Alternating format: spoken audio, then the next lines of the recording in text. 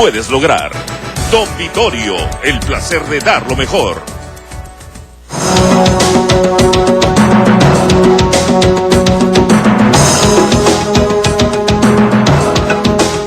¿Qué tal, amigos? Ya estamos de regreso con ustedes y empezamos con un tema que por estos días nos preocupa muchísimo a todos. Se confirmó ya que el sujeto que disparó contra el director del Colegio Montessori de San Juan del Lurigancho fue un joven de 15 años, un menor de edad. Y bueno, sobra decir que este no es el único caso, son muchos los casos que hay por estos días y desde ya hace muchos años de menores de edad involucrados en actos delincuenciales. Sabemos que hay un vacío legal que hace que para los delincuentes sea muy atractivo involucrar a estos menores de edad en estos delitos, pero ahora queremos analizar qué hay del lado de estas personas, de estos menores de edad, por qué ellos terminan aceptando y terminan involucrados y terminan convirtiéndose en delincuentes. Para hablar de ese tema, estoy hoy aquí en el estudio con el doctor José Anicama, psicólogo y decano de la Facultad de Humanidades de la Universidad Autónoma del Perú. Doctor Anicama, bienvenido a 24 Horas Mediodía. Muchas gracias por la invitación.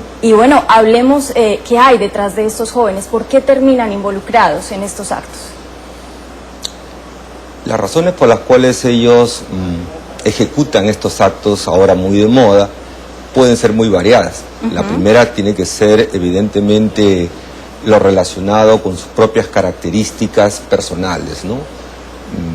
La manera como fueron ellos desarrollando su personalidad desde pequeño, y esto muy ligado al contexto familiar en el cual han vivido. ¿Cuál es el perfil de la personalidad de un joven de estos? Personas que no tienen habilidades sociales, diríamos así, prosociales, o sea, que no saben pedir las cosas de buenas maneras, sino lo presentan apropiándose de las cosas, asumiendo un rol más egocéntrico, inestables emocionalmente, con mucho resentimiento o sentimientos negativos vinculados a los otros factores en los cuales viven. No solamente es el contexto familiar, la pobreza o el contexto estructural en el cual se mueven, la condición misma de desempleo, las pocas oportunidades que tienen los jóvenes para tener una posibilidad de tener un empleo más o menos apropiado.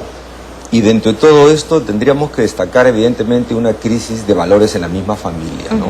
No solamente el hecho de la falta de la comunicación apropiada entre padres e hijos, que es esencial, sino también el hecho de que los valores que antes nos inculcaban las familias, recuerde usted, eran siempre muy claros. Todos almorzamos a una hora, el respeto a los padres, a la autoridad, el respeto a los ancianos. Ahora esas cosas no caminan más. Claro, precisamente eso quería preguntarle, ¿cómo un padre de familia puede afrontar este tema y asegurarse, tratar de que su hijo, que de pronto no está en las mejores condiciones sociales, que está rodeado de una familia en conflicto, pero qué puede hacer un padre de familia que no quiere que su hijo caiga en estos actos delictivos? Bien, nosotros decimos que estas conductas delincuenciales y violentas esencialmente se aprenden, y el principal estímulo para aprenderlo es el modelo que encuentra en casa. El padre en una familia desintegrada, un padre que consume sustancias, que es alcohólico, que violenta a la pareja, ese es un modelo negativo. O los hermanos, o la presión del grupo de amigos que están cercanos, también funcionan como modelos. Entonces lo que tenemos que hacer es colocar modelos apropiados de comportamiento como una primera alternativa. Y eso debe darle a la escuela. Yo creo que una de las cosas más importantes para poder mejorar este problema es que tengamos la posibilidad de tener una mejor educación, que la educación enseñe, que muestre, que presente buenos modelos de conducta, profesores que son ejemplos, compañeros de aula que son compañeros de los cuales pueda aprender el respeto a los demás, el respeto a las normas, a la disciplina, esas cosas que ahora no ocurren mucho porque se está totalmente resquebrajado en las escuelas públicas y en las mismas universidades, ¿no? Claro, es como usted bien lo decía, no es solo un tema del ámbito familiar, sino también que es un tema del ámbito social. Se podría decir que hay una crisis social que está llevando a que los jóvenes menores de edad entren en la delincuencia. Evidentemente hay una crisis social. No se olvide usted que estos actos violentos de que jóvenes se involucran en matar personas tienen que ver mucho con la condición económica. El sicariato es un problema económico y social, y evidentemente eso muestra, ¿no?, la manera como nuestra sociedad está alterándose o desintegrándose con respecto al cumplimiento de estas normas, de estos respetos que normalmente tenemos en una sociedad mejor organizada, claro, mejor estructurada, ¿no? Doctor, y dentro de Lima hay ciertos sectores que según estadísticas de pronto sean más, tengan más concentración de estos casos de jóvenes menores de edad, sí, involucrados en actos delictivos. Sí. Mire, por ejemplo, los estudios nuestros, desde la Universidad Autónoma, hemos hecho algunos estudios, comparando con el estudio inicial del año 99, que tuve la ocasión de dirigirlo también con el Ministerio de Salud, la violencia delincuencial apenas llegaba al 2%, 1.8%. Ahora la violencia delincuencial ha subido enormemente si combinamos pandillaje, bandas, pirañitas, asaltos, robos, todo eso se mueve en un 20 y tantos %, y la presencia de estas conductas es más frecuente en los conos, en las zonas socioeconómicamente ¿En cuánto ha subido ese porcentaje y en cuántos años? Bueno, ese porcentaje debe haber subido en un 25%. 25%. Sí, está bastante alto. ¿En cuántos años? Del 99 ahora, ¿no? Ya, estamos teniendo un número casi de 15 o 16 años.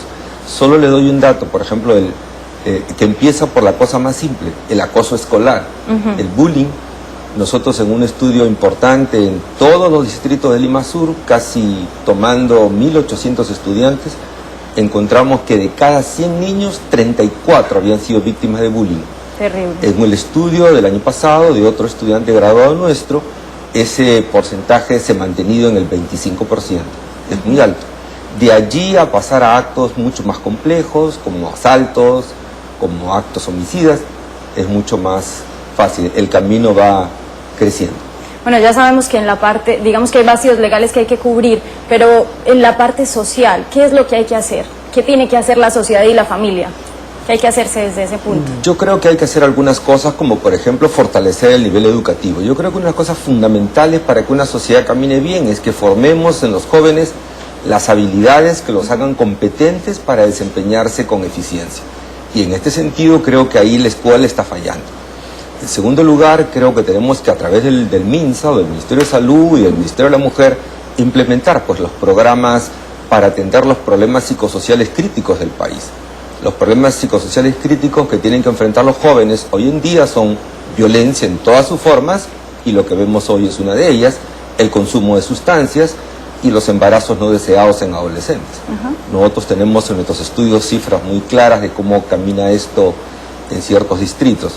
Entonces creo que hay que trabajar en eso, y esos programas tienen que estar destinados, por un lado, a prevenir el desarrollo de estos comportamientos, y por otro lado a promover comportamientos saludables, socialmente deseables. Muy importante lo que usted ha dicho, doctora Nicama. Muchas gracias por acompañarnos hoy en 24 horas mediodía.